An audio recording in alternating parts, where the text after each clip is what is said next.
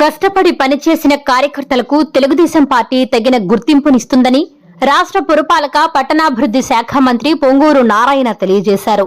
నెల్లూరు చింతారెడ్డిపాలెంలోని మంత్రి క్యాంపు కార్యాలయంలో మంత్రి నారాయణ కార్యకర్తలతో సమావేశం నిర్వహించారు.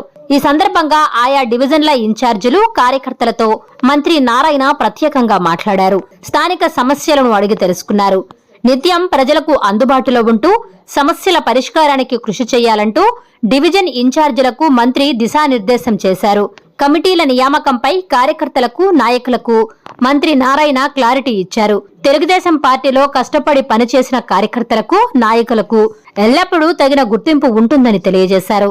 కష్టపడి పనిచేసి పార్టీని మరింత బలోపేతం చేయడంతో పాటు ప్రజల సమస్యలను ఎప్పటికప్పుడు పరిష్కరించాలంటూ మంత్రి సూచించారు. రానున్న వర్షాల నేపథ్యంలో కార్యకర్తలు ఎల్లప్పుడూ ప్రజలకు అందుబాటులో ఉండాలని తెలిపారు. ఈ కార్యక్రమంలో నారాయణ విద్యాసంస్థల జీఎం వేమిరెడ్డి విజయభాస్కర్ రెడ్డి, రాష్ట్ర బీసీసీఎల్ ఉపాధ్యక్షులు ధర్మవరపు సుబ్బారావు, మున్సిపల్ మాజీ చైర్పర్సన్ తాళ్లపాక అనురాధ, మాజీ జడ్పీటీసీ విజేతారెడ్డి, టీడీపీ నెల్లూరు నగర అధ్యక్షులు మామిడాల మధు, అన్ని డివిజన్ల అధ్యక్షులు, క్లస్టర్ ఇన్ఛార్జ్, టీడీపీ ముఖ్య నేతలు, నాయకులు తదితరులు పాల్గొన్నారు. Please subscribe SS News AP.